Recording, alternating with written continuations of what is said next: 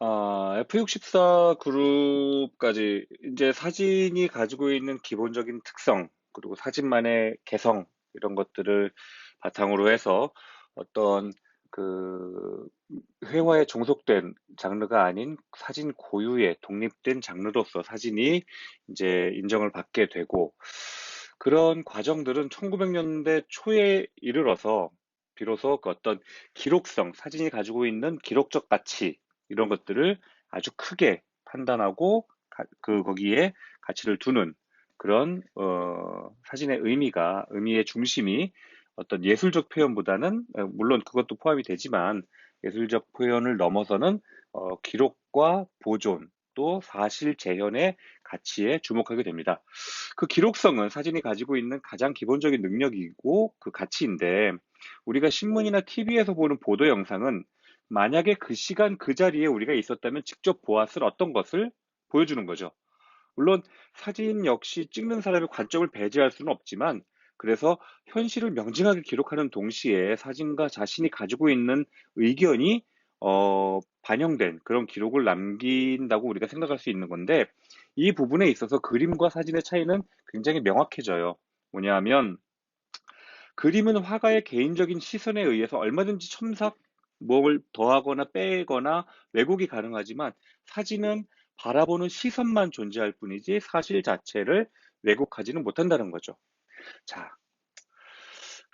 이 사진은 그 루이스 하인이라는 사진가가 1908년에 발표한 방직 공장의 아이들이라는 그 다큐멘터리 사진집의 사진 중에 하나입니다.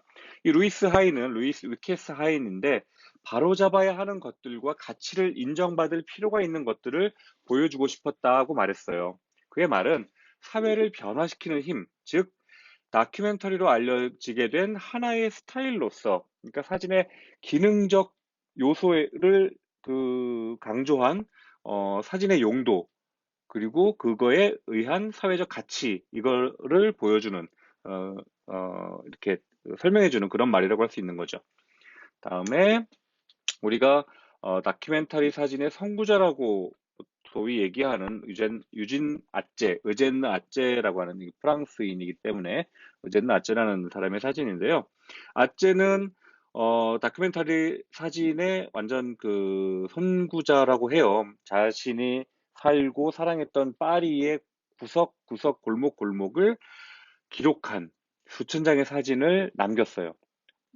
안타깝게도 아째는 그가 활동하던 당시에는 별로 인정받지 못했어요.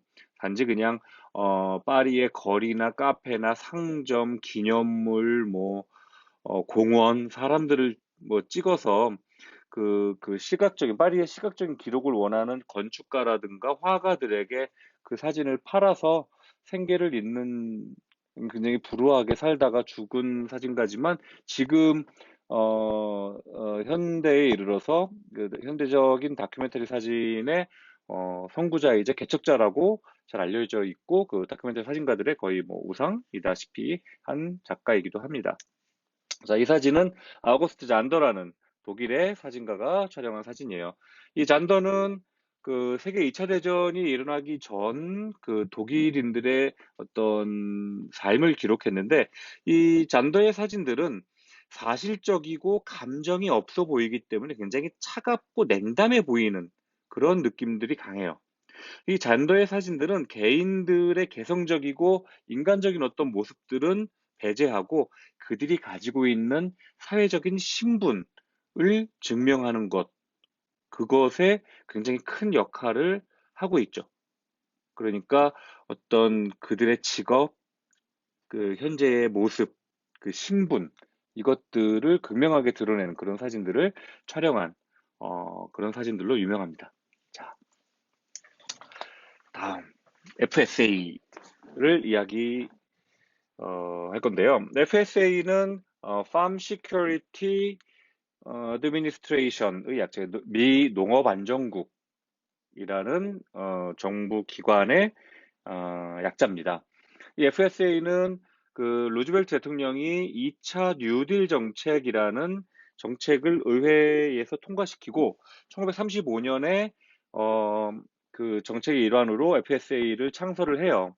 FSA는 당시 그 전쟁 그리고 기근 등에 의해서 황폐해진 농업 성장을 위해서 그 농촌 지역을 지원하고 농민들의 삶의 질을 개선해서 농업 생산력을, 그러니까 그, 그 농촌 부흥 운동, 뭐 새마을 운동 같은 거죠, 일종의. 음, 그런 거였는데, 이 FSA 정책이 사실 그 세금을 주로 많이 내는 도시의 산업화 노동자들, 그리고 그 대부분의 국민들한테 비판을 받아요. 아니, 무슨, 우리가 낸 세금으로 왜 엄한 지역의 농민들을 도와주냐. 그런 비판을 받는데 그 비판적인 시선을 돌리기 위해서, 그리고 그들의 그 여론을 어, 유리한 쪽으로 이끌어내기 위해서 이 사진가들을 약 11명의 사진가들을 고용해 가지고 7년 동안 사진으로 기록하는 작업을 하게 됩니다. 그게 바로 FSA 사진 프로젝트예요. 이거 사업을 주도했던 사람은 로이 스트라이커라는 사람인데, 자, 그 로이 스트라이커 얘기를 하기 전에 일단 사진들을 몇 장 좀 보고 갈게요. 이 사진은, 아이고, 이 사진은 도로시아 랭이라는 사진가의 작품이에요. 또, 자, 여기는 워커 에반스의 작품이고요. 이 11명의 사진가들은 각자 자신들의 독특하고 그 개성적인 어떤 시각과 내용이 담긴 그런 사진들을 많이 남겼어요. 그래서 그 11명이 가지고 있는 아주 다양한 종류의 사진들이 많이 보이죠. 워커 에반스의 사진들이었고요. 여기서부터는 잭 들라노의 사진입니다. 여러 명의 사진가들 중에 유명한 사람들을 예를 들자면 잭 들라노, 그리고 워커 에반스, 도로디아 랭, 러셀 리, 칼 마이단, 그다음에 거든 팍, 뭐 아더 로스타인, 그다음에 존 베이컨, 뭐 이런 사람들이 있었어요.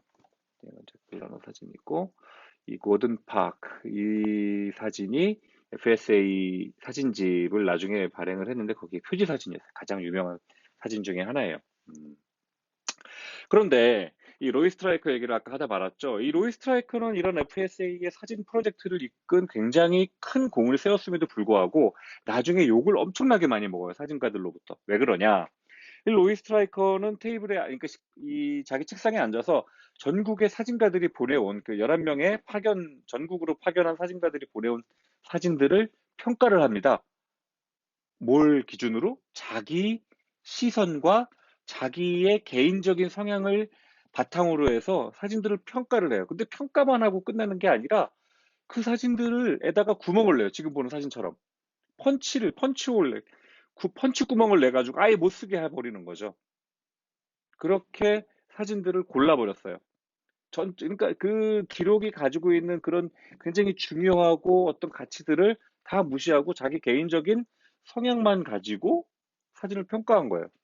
그래서 이런 펀치홀들을 마구마구 뚫어냈어요. 필름들에. 그래서 나중에 사진가들에게 욕을 엄청 먹고 FSA 사진 프로젝트를 진행을 했던 그 공을 다 스스로 깎아버린 그런 셈이 됐죠. 이 펀치홀 사진 자체도 또 역사가 됐기 때문에 재밌는 거는 우리나라에서도 몇 년 전에 이 FSA 펀치홀 사진전을 한 적이 있었어요.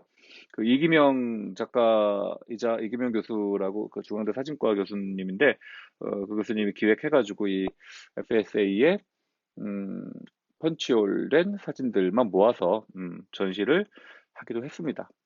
하여튼 재밌죠. 그래서 이 FSA는 어쨌건 뭐 이런 뭐 여러 가지 이야기들도 있고 하지만 그 FSA 사진 프로젝트는 단지 선전이나 홍보의 수단으로서 사진이 그렇게 이용되는 그것뿐만 아니라 있는 그대로의 사실 기록에 대해서 정부나 기관이나 어떤 이 권력이 관심을 가지고 주도적으로 물론 선전이나 홍보 수단이었어요, 분명. 하지만 그 결과물이 가지고 있는 가치는 그런 선전이나 홍보 수단의 그 한계를 뛰어넘어서 그 가치가 세상을 어떻게 바꾸는지에 대해서 절실하게 증명을 해주는 그런 큰 그 사건이었죠. 그리고 그거에 대해서 우리가 생각하고 또 그 가치를 이어나갈 계기가 되는 그런 면에서 그 의미가 굉장히 큰 사업이었다라고 생각할 수 있습니다. 자, 여기까지 하겠습니다.